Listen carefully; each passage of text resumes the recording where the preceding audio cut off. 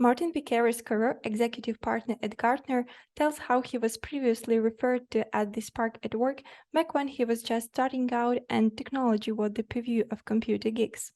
Now he is only one of many IT pros who call the shots and guide directors of huge companies to follow the most profitable possible course. Martin started the need of being ambitious while acknowledging personal limitations. If you try to learn everything, you won't be good at anything. Don't waste your time trying to keep up with the world. Instead, learn to thrive in its ever-evolving context. All of this on Bright Founders Talk. Enjoy this episode with Martin. Hi everyone and welcome back to Bright Founders Talk at Tami. Tami is an international software development company that designs, builds, and delivers software for sustainable businesses and promising startups. Today, our guest is Martin Piqueras Caro, who is executive partner at Gartner. Hello, Martin. How are you? I'm good, thank you. And what about you? I'm good too.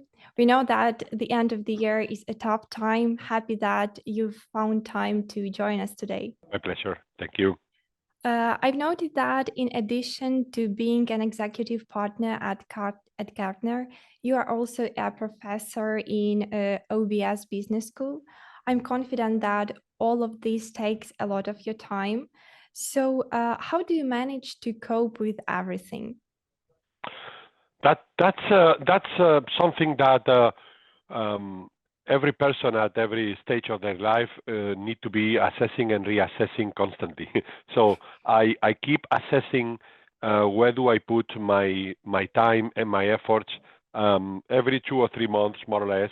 Not something very conscious, but unconsciously I keep doing that. Basically, you need to take into consideration a few things. So the time is limited. Time is not flexible. So you get some time given every morning, and you have to spend it carefully. So basically, you have time for 2 or 3 important things in your life, and one of them has to be yourself and your family.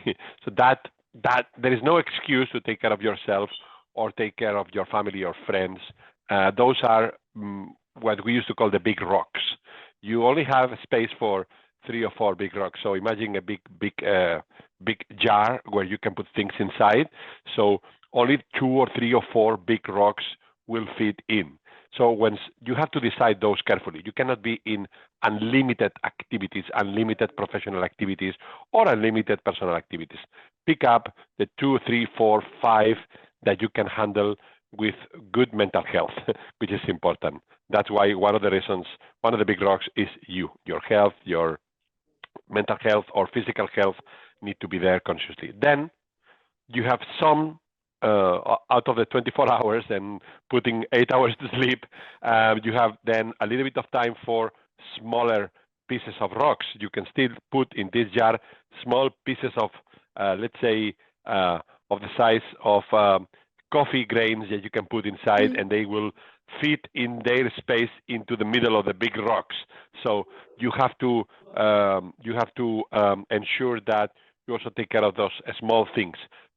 Some coffee with some colleague, some helping somebody in need, things that are not your big rocks, but smaller rocks that need to be filled. So keeping a balance between your big objectives and your smaller contributions and objectives, it's important. And one important thing, don't leave things for the last day, right? It's you cannot take care of a tree putting 500 liters of water once a year. You need to put a little bit of water every day. So don't leave your family, your friends for the last thing, and then visit them once a year, right? Try to keep some rhythm to take care of those small things too. I believe that being a professor is to be someone who makes an impact on the future because you share your experience, insight with the young generation. So you're involved in planting the seeds of knowledge, you can say. So was it your initiative actually to join business school as a professor, or you were invited by the school's management? Let me put it this way. I started my career as a software developer, and I Mhm. create my own. In fact, I should have over here. That is my first. That is the first piece of code, my first Mhm. product, right? That was my. This is 1989. So you see now that I'm about 50 or 54. So that is my first business card, which I Mhm. printed with my own printer back in 1988. And this is my first software, right? Mhm. This is a floppy disk for those Wow. more in the. This is a floppy disk. This is how we distributed software at that time, right?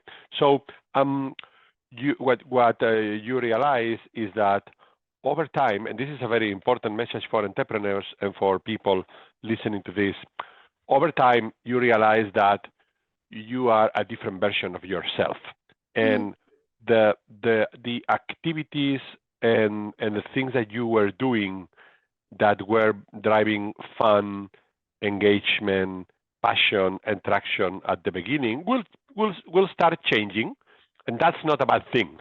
That is not a bad thing. So my first days were coding, typing and Mhm. coding, and I could be all day long typing and coding and not wanting to go home because I needed to finish that code, not because somebody put me and told me you don't go home until you finish this. It's because I wanted to finish this, right? So um, as the time goes by and you get more experienced, there is a moment where you bring more value explaining to others what you know than doing yourself what you know. Again, you have not to. I was just finishing coding something a few minutes ago before this call. You Mhm. cannot leave your passion for doing something else that is not your passion. But you will realize that teaching others to develop or teaching others to master into information technologies start bringing a lot of value and a lot of passion to you too, right? Because Mhm. your knowledge is difficult to get it, and you only get knowledge by spending time and getting into troubles and getting into problems and experiencing again and failing, right? So why not help others to save that pain a little bit, right? So at some point of my career, um, talking to one of my colleagues that was giving classes into a university, I asked similar questions to what you asked me, and he said, "This is very very rewarding because when you teach people, Mhm. you also learn, right? You also learn Yeah. about um, the new things coming, different realities around the world because students come online from around the world. And he invited me to join that university. So it was kind of a mix. He invited me.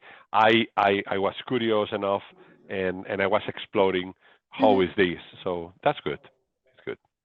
That's the way it came. Okay, great. So you've already mentioned that you've been working in the IT industry for more than 20 years. It's obvious that the industry has been changing a lot during this period. What is the most significant and important change you've noticed? It's been 35 years right now. I'm getting old, and what I feel is that um, the speed of change is Mhm. the most changing thing. So things keep changing. Things have been changing every day. I remember I used to drive my motorcycle from work to home, and one of the streets where I was riding in Barcelona, there was a traffic light that stops Mhm. for more than 1 minute, and you can watch one library where there are IT books there. So I typically stop there and watch new books, new things that keep coming. And every day, a new development language, a new technology, a new paradigm, right? So changes happen. What I realize right now is that um, the most impacting thing is that technology changes are happening much faster than we can digest. That we cannot know everything that happens, right? At the beginning, in those 35 years ago, you were able to digest all the changes and make decisions. Now you cannot digest, so you have to pick up which ones you want to get expert or you want to know, right? Those changes are happening faster and faster, and that is um, one very, very important change on the paradigm. We have to choose where do we put our knowledge, where do we put our time, which things, and get specialized into something. Could you please give us more details about the problem that Gartner solves? So basically, for those technology professionals, and linking with what I said before, those technology professionals that we have today working on their as an IT directors or engineering managers or CTOs face some realities that are difficult to be solved alone. Sometimes it's because there are so many options to do something, right? And it's very easy to make a wrong choice, right? Which cloud provider I go with? It's one question, right? Maybe easy to be responded by some, difficult for others, right? Or do I enter into artificial intelligence field for my application, or what should be the product roadmap for me in the next 3 years, right? So we at Gartner work with 95% of the Fortune 500 companies. So we work with all of them, and this brings us a unique position to see what is happening in the industry across the globe. And we see which projects fail, which projects don't fail, which technologies are coming, which things are pioneering, which things are getting deprecated and not used anymore. And as we see all that whole landscape, we help the IT professionals of today to, well, go faster with their projects, making faster decisions, right? Okay, don't do this. The people that do this have a problem. So we help customers avoiding risks. We help customers make faster decisions, right? If you're going to go for our cloud provider, you have those 3 options, right? People who like this, choose this one. People who like that, choose this other. People who like that, choose this other, right? Go faster, make less risks, and save money because of the right decisions made at the right time, right? Decisions around everything related. I mean, talent management, career development for those professionals, picking up technologies. This is helpful. And thinking on the entrepreneurs and thinking on the young people, right? When you start doing something and it's getting big, right? You need some help. You are alone at the top of the product, right? And who provides you that help is very important. So you have to choose right travel companions that go with you.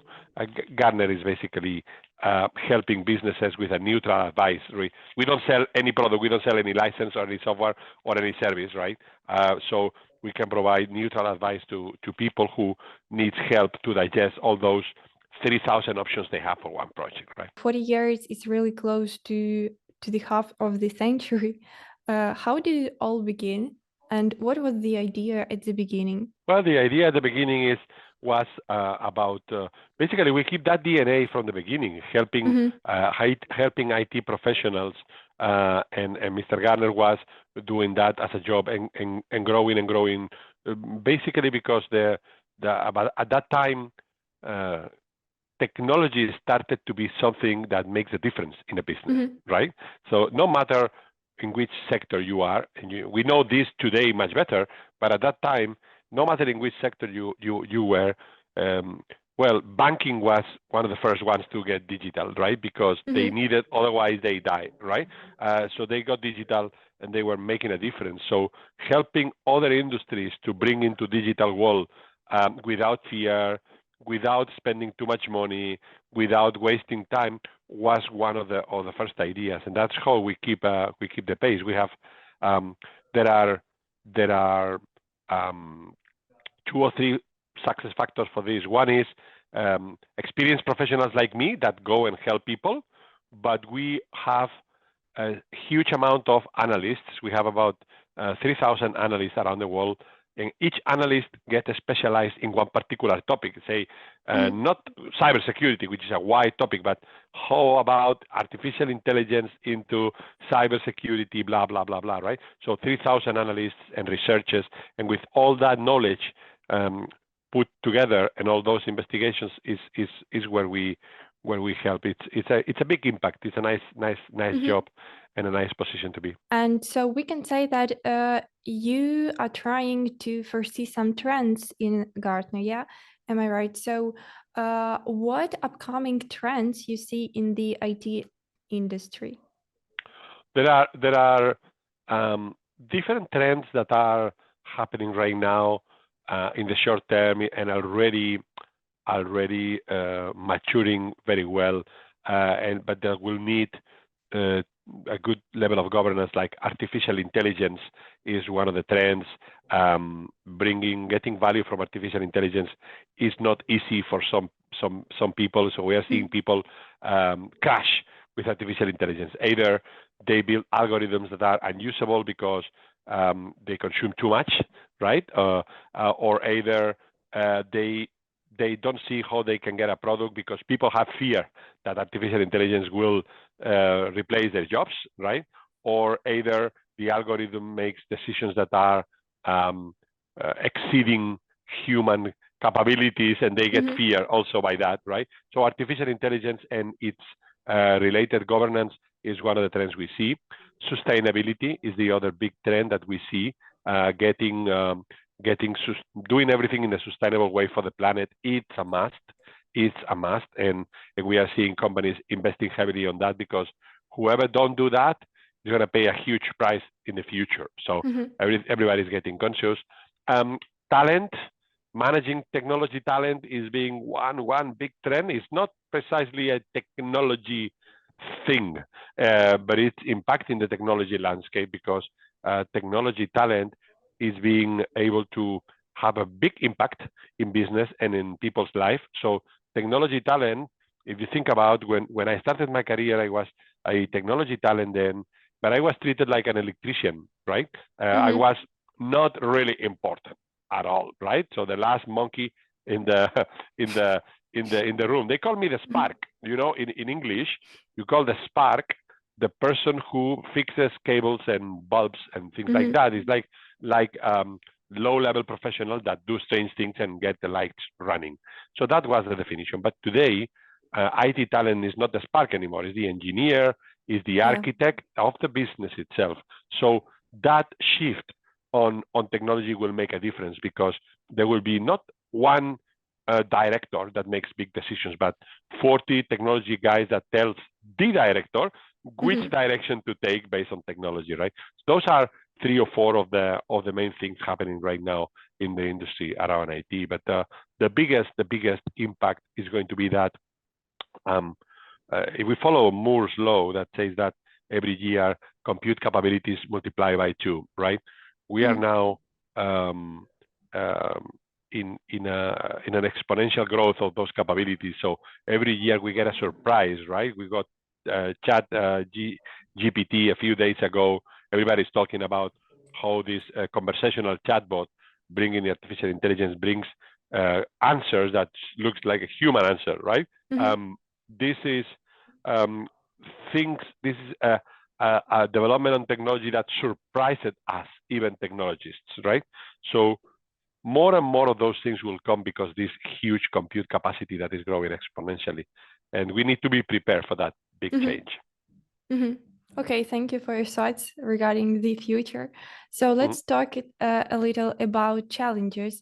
What is the most challenging part for businesses in the IT industry nowadays? I think businesses.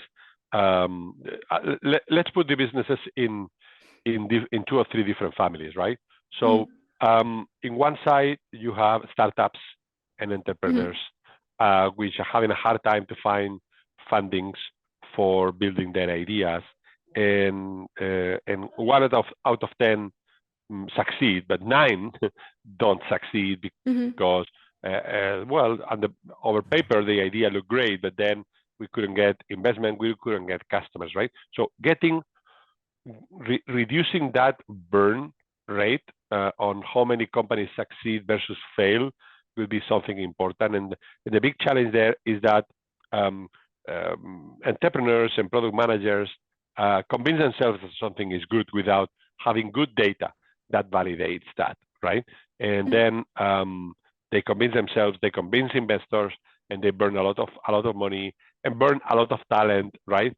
Wasting time. This is something that the startups should start looking at to somehow productize better, right? Make it better in terms of data-driven decisions, making real data-driven decisions. So that's one thing. But on the other side, you have big corporations that are already there that are struggling to keep the pace of change that I told you before. While one startup can get very quickly and build one small thing, big corporations may need 3 years to build the same thing that they build in 3 months, right? So those big corporations are facing challenges to keep the pace of the technology change. So they grow in their technology depth and the technical depth, and they are starting to see that they cannot get out of that unless they do radical things like destroying everything they had in terms of governance or in terms of certain things that in the past they didn't wanted to consider, right? Like, okay, let's do this change and test if it works or not, right? This is very usual for a startup, but very unusual for a corporation, right? So perhaps finding the balance between the big, slow corporation and the very fail-fast startup is one of the biggest challenges that are there in the industry right now. There is a common proverb in our society: sometimes you win, sometimes you learn. So every failure is not about a mistake, it's about the experience. So I want to ask you, what have been your most significant failure, and what did you learn from it? So I had a few significant failures in my career, right? In example, I joined a family company, family-owned company, that said that they want to go digital and be digital, but they didn't define very well how much money would that cost, right? They had ambition, but ambition without intensity, and intensity is money, right? Ambition without intensity is not good, right? So one of the lessons learned there is that you need to have in your career a clear understanding on how much ambition you have. So I want to go to the moon, right? Which is a good desire, but I have only $1 to go to the moon, right? I have to be realistic. With $1, maybe the maximum I can do is to buy a picture of one astronaut and put it in my room, right? And watch the astronaut and have some illusion, right? You don't have to lose your illusions, right? But you have to be conscious of how much intensity you can put. So finding the place between ambition and intensity and putting yourself in the right place. This is one of the learnings I face on my life. In another failure in my career, another big lesson learned is that, and this happened to me in one particular case. I had one difficult situation where some of my let's say management crossed with me some red lines I didn't want anybody to cross, right? Like having significant things happening that should not happen in the job, right? Things that make you feel bad, let's say emotionally, right? Because your values are different, right? So my lesson learned, and I learned a lot in a very, very good way in that company, because it was a very interesting company with great examples. But my lesson learned is you should have your principles and not change your principles. If you changing your principles for money is not a good idea, and changing your personal time for money is also not a good idea.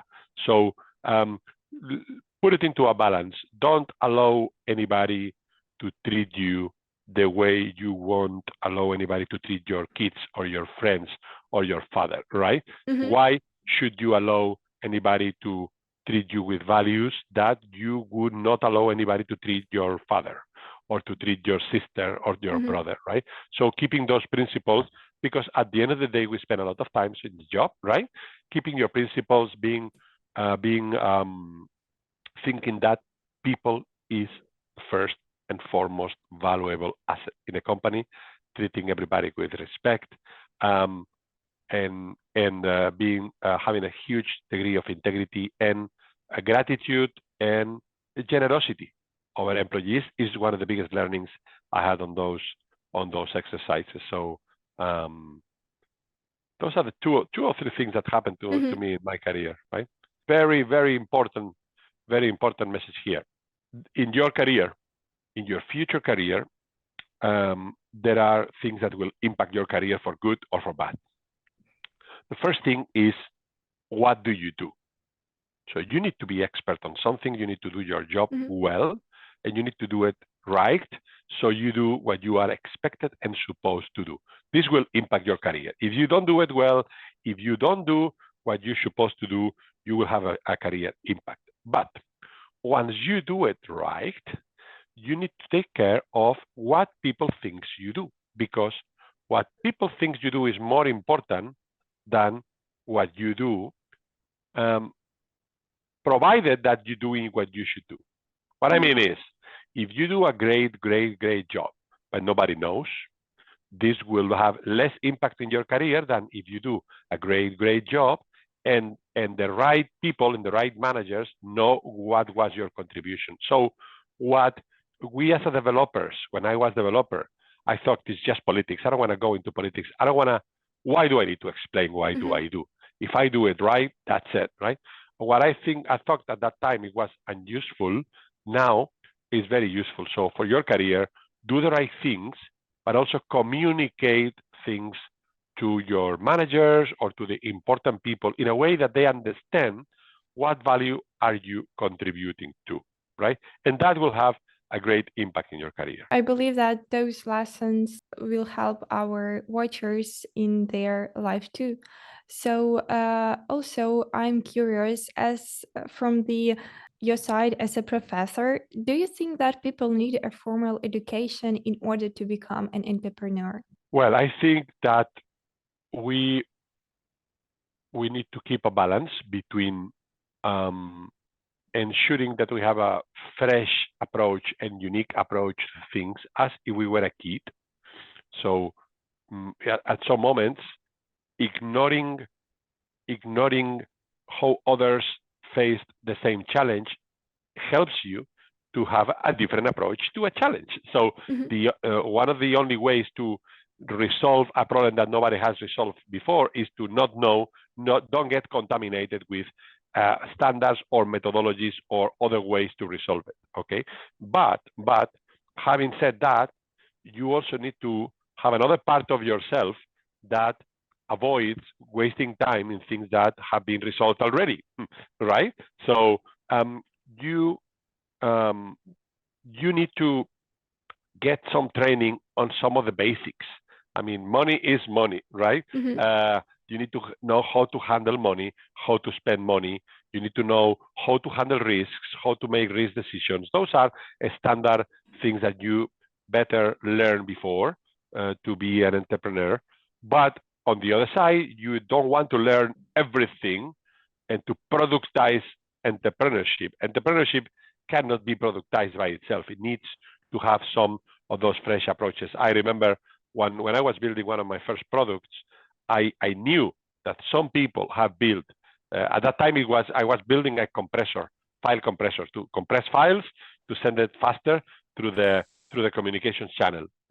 I knew there were some compression algorithms, but I said, only if I try on my own, I can get better than the others. So I tried it on my own, and then when I had a product that was working, I got some training on other compression algorithms, and then I improved a little bit of mine, but I did something that the other algorithms weren't doing, and it was good. My result was really good, right? So the answer is yes. Entrepreneurs would need to know some basics about people management, finance, risk management. So you simply don't get a huge accident on things that are already well known. But you don't need anybody to tell you where to put your illusions or where to put your passion or how to approach creative ways to resolve problems. To sum up our conversation, I want to ask you last question. What advice would you give to someone who is trying to become an entrepreneur, who is only on the beginning of their journey? I would say that